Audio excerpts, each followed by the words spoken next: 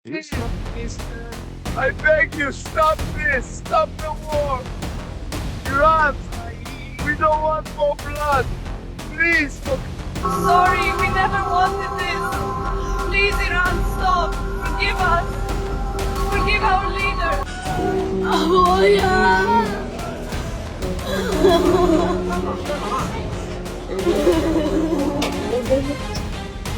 Nothing standard. Was expecting to see pictures or find something, but Stop the war! Iran! We are sorry. We want peace. Warga Israel menangis histeris minta Iran agar tidak menyerang lagi. Yerusalem di ujung tanduk. Tel Aviv, 23 Juni 2025. Tangis histeris pecah di berbagai sudut kota Tel Aviv, Haifa, hingga Yerusalem. Ribuan warga Israel turun ke jalan, bukan untuk merayakan sesuatu, tetapi sebagai bentuk ketakutan dan keputusasaan yang luar biasa.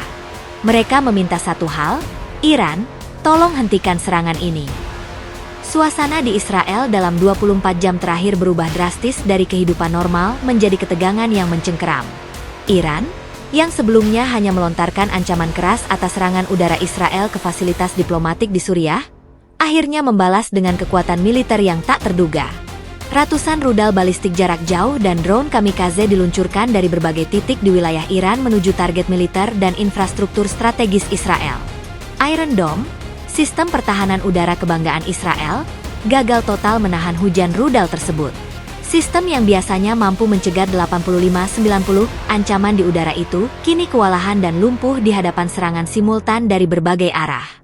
Banyak rudal Iran berhasil menembus pertahanan dan menghantam pusat-pusat penting, termasuk jalur kereta, fasilitas listrik, hingga gedung-gedung sipil. Tangisan dan ketakutan menyapu negeri. Gambar-gambar mengerikan tersebar luas di media sosial. Warga Israel yang berlarian ke tempat perlindungan, anak-anak menangis ketakutan di pelukan ibu mereka, dan barisan ambulan yang tak berhenti melaju di tengah kota. Salah satu video yang viral menunjukkan seorang perempuan muda di Tel Aviv yang berteriak histeris sambil berkata, "Kami bukan tentara. Kami bukan politikus. Kami hanya ingin hidup." Tangisnya menggambarkan suasana batin banyak warga Israel saat ini yang merasa dijebak dalam konflik antar negara yang makin panas. Ribuan orang mengungsi ke daerah selatan dan utara, bahkan sebagian besar mulai meninggalkan negara itu ke negara-negara tetangga dengan menggunakan jalur darat dan laut. Seruan perdamaian dari rakyat, bukan pemerintah.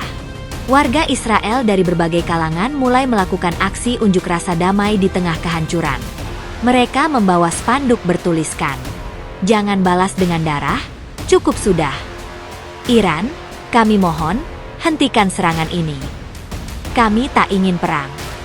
Tokoh-tokoh masyarakat sipil juga turut menyuarakan keprihatinan. Seorang rabi terkemuka di Yerusalem mengatakan dalam sebuah siaran langsung, "Saat para pemimpin bertikai, rakyatlah yang selalu menjadi korban. Kami mendoakan agar Tuhan melembutkan hati para pemimpin di Iran dan Israel untuk segera mengakhiri konflik ini." Iran, serangan belum berakhir jika Israel tak mundur.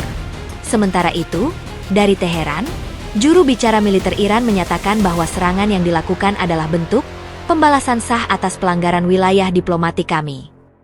Ia menegaskan bahwa selama Israel tidak meminta maaf secara resmi dan tidak menarik pasukannya dari wilayah Suriah dan Lebanon, maka gelombang serangan kami akan terus berlangsung.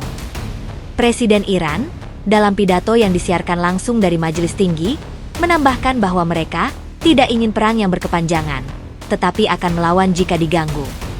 Pernyataan ini justru menambah ketegangan di Israel. Banyak warga kini merasa bahwa pemerintahnya terlalu gegabah, terlalu agresif, dan tidak memperhitungkan risiko geopolitik. Panik nasional.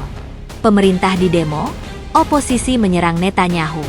Perdana Menteri Israel, Benyamin Netanyahu, menghadapi tekanan paling besar selama masa jabatannya. Dalam konferensi pers darurat, ia mengatakan bahwa Israel akan membalas dengan kekuatan penuh dan tidak akan tunduk pada terorisme. Namun, rakyat tidak lagi percaya sepenuhnya. Demonstrasi besar terjadi di depan kantor Perdana Menteri, dengan ribuan warga meneriakan, "Netanyahu turun, anak-anak kami mati karena kesombonganmu." Oposisi Israel, yang selama ini juga keras terhadap Iran, kini berubah nada. Mereka menuduh pemerintah saat ini tidak transparan dalam pengambilan keputusan militer dan tidak melibatkan parlemen sebelum menyerang fasilitas diplomatik Iran. PBB dan dunia internasional turun tangan. Sekretaris Jenderal PBB, Antonio Guterres, langsung mengeluarkan pernyataan tegas yang mendesak kedua negara untuk menghentikan semua bentuk agresi dan segera duduk di meja perundingan. Negara-negara besar seperti Amerika Serikat, Rusia, dan Cina juga meminta gencatan senjata segera. Namun, kondisi di lapangan tak semudah itu. Saling serang masih berlangsung, dan rakyat sipil menjadi korban utama. Kondisi terkini, kehancuran infrastruktur dan trauma kolektif. Sampai pagi ini, sedikitnya 147 orang dilaporkan tewas di Israel. Sebagian besar adalah warga sipil. Sementara lebih dari 800 lainnya luka-luka, termasuk anak-anak. Bandara Internasional Ben Gurion ditutup total, listrik padam di sebagian wilayah Tel Aviv, dan pasokan air mulai terbatas. Layanan medis kewalahan.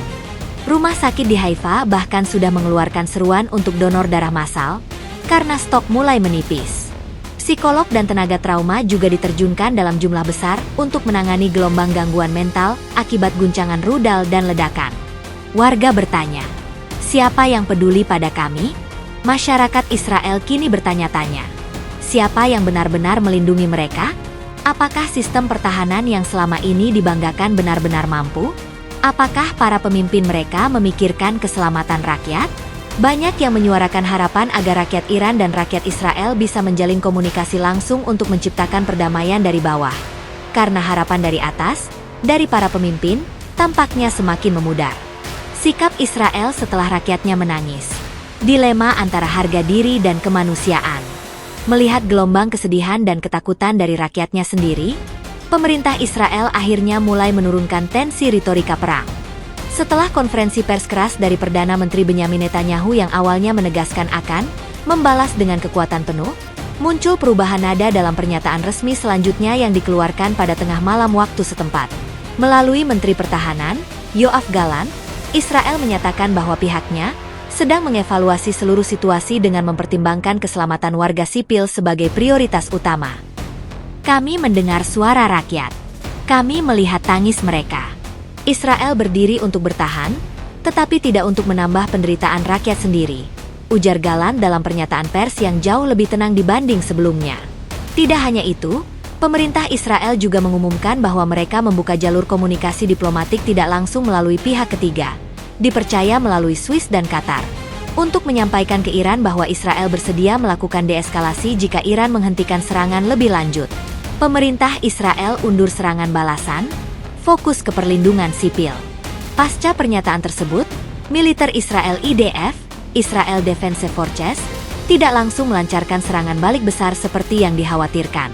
Sebaliknya, mereka mengerahkan pasukan cadangan dan sistem pertahanan baru di kota-kota besar, sambil mengevakuasi beberapa wilayah yang rentan terhadap serangan lanjutan dari Iran. Kami menunda opsi ofensif penuh untuk saat ini, demi memberi ruang pada jalur diplomasi dan perlindungan rakyat, ujar Kepala Staf IDF, Letnan Jenderal Herzi Halevi. Langkah ini secara tidak langsung diartikan banyak pihak sebagai bentuk keinsyafan, atau setidaknya tekanan kuat dari dalam negeri sendiri. Karena sebelumnya, banyak kalangan militer garis keras yang menuntut serangan balasan terhadap situs-situs militer di Iran.